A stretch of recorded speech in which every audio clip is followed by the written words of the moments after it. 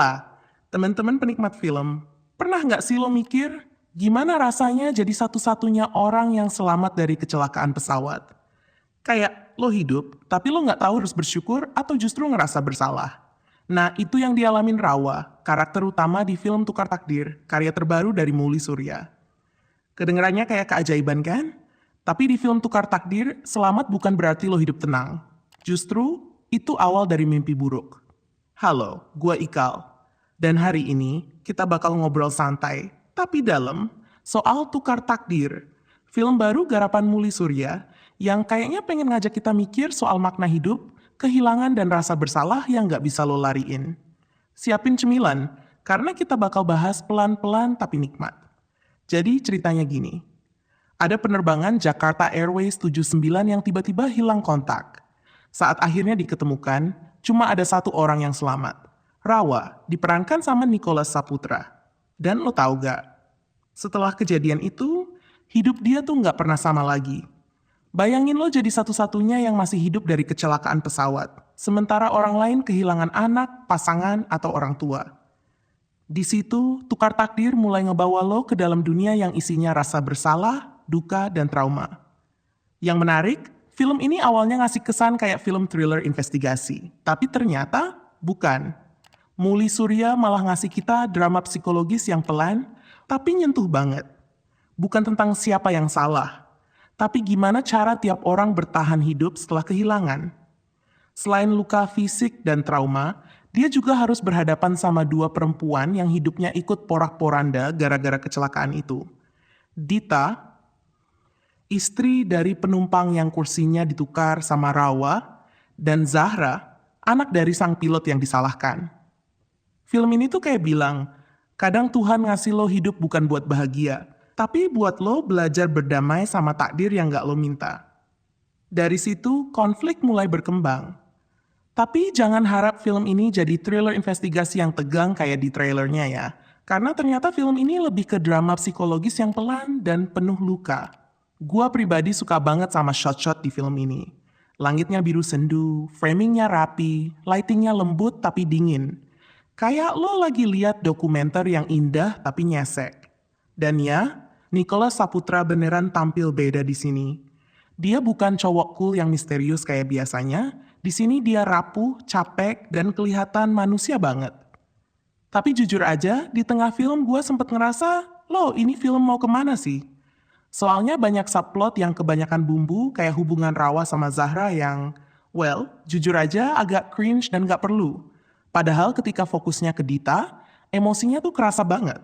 Gue yakin kalau film ini lebih fokus ke satu perspektif aja, bakal jauh lebih kuat. Dari awal kayaknya mau jadi film tentang rasa bersalah, tapi di tengah tiba-tiba jadi campuran antara drama keluarga, semi romansa, dan refleksi spiritual. Semuanya ada, tapi nggak semuanya matang.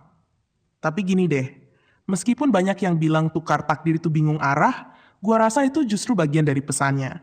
Karena duka emang nggak punya arah yang jelas kan? Kadang lo marah, kadang lo denial, kadang lo tiba-tiba ngerasa bersalah tanpa sebab. Film ini bukan tentang siapa yang benar atau salah, tapi tentang bagaimana manusia bereaksi terhadap kehilangan. Dan itu menurut gua sesuatu yang jarang banget dibahas di film Indonesia. Jadi meskipun naskahnya nggak sempurna, Tukar Takdir tetap punya nyawa. Kalau lo nonton film ini cuma buat cari sensi jatuhnya pesawat, mungkin lo bakal kecewa. Tapi kalau lo pengen ngerasain sesuatu yang lebih dalam, tentang manusia, takdir, dan rasa bersalah, Tukar Takdir bisa banget jadi pengalaman nonton yang bikin lo mikir lama setelah kredit terakhir. Yang paling kuat dari film ini jelas jajaran cast-nya. Nicholas Saputra tampil beda banget. Lebih rapuh, lebih manusia, tapi tetap punya aura misterius yang khas dia banget. Marsha Timothy, she always delivers. Meski skripnya nggak ngasih dia ruang luas, tiap tatapan dan gesturnya berasa banget marah, sedih, dan kehilangan. Zara juga surprisingly oke di sini. Walau ada beberapa adegan yang kerasa agak kaku, yang cringe aja. Terutama waktu subplot romansa yang jujur kayaknya nggak perlu-perlu banget. Malah bikin fokus filmnya buyar. Meriam Bellina juga tampil kalem tapi nyentuh, bener-bener jadi penyeimbang di tengah emosi yang campur aduk. Nah, ini bagian yang paling menarik, tapi juga paling bikin gemes. Tukar takdir punya ide gede banget. Tentang gimana satu kejadian bisa ngeubah takdir banyak orang. Ada kritik halus ke dunia penerbangan, ada refleksi soal survivor's guilt, sampai pesan sederhana. Bahwa cara orang berduka itu beda-beda. Ada yang marah, ada yang denial, ada yang malah nyalahin diri sendiri. Tapi sayangnya, semua ide itu cuma lewat di permukaan. Di tengah film, plotnya mulai tumpang tindih. Konflik dibiarkan numpuk tanpa arah yang jelas. Endingnya juga buru-buru. Kayak oke, kita harus selesai sekarang. Padahal potensi dramanya masih bisa digali lebih dalam banget. Dan, moral of the story. Jangan marah kalau ada orang nggak mau tukeran kursi di pesawat. Lo nggak tahu, mungkin itu takdir yang lagi jagain semesta. So ya, menurut gua, Tukar Takdir adalah film dengan niat besar, hasil setengah matang, tapi tetap worth it buat ditonton. Gua bisa bilang Tukar Takdir itu film dengan niat besar, tapi hasilnya setengah matang. Ceritanya punya potensi luar biasa. Cast-nya kuat, visualnya cantik, tapi skripnya bingung mau jadi apa.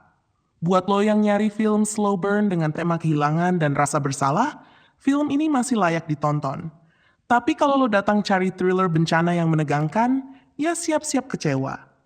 Di akhir film, gue cuma mikir satu hal. Hidup emang sharing sesederhana duduk di kursi yang berbeda. Kadang lo selamat bukan karena lo hebat, tapi karena takdir. Gimana menurut lo? Lo tim yang suka tukar takdir karena dalam, atau tim yang bingung kayak gua di tengah film? Kalau lo jadi rawa, lo bakal bersyukur karena selamat, atau lo justru bakal dihantui rasa bersalah seumur hidup? Tulis pendapat lo di kolom komentar, dan kayak biasa, jangan lupa like, share, dan subscribe, biar kita bisa terus ngobrolin film bareng. Bye-bye!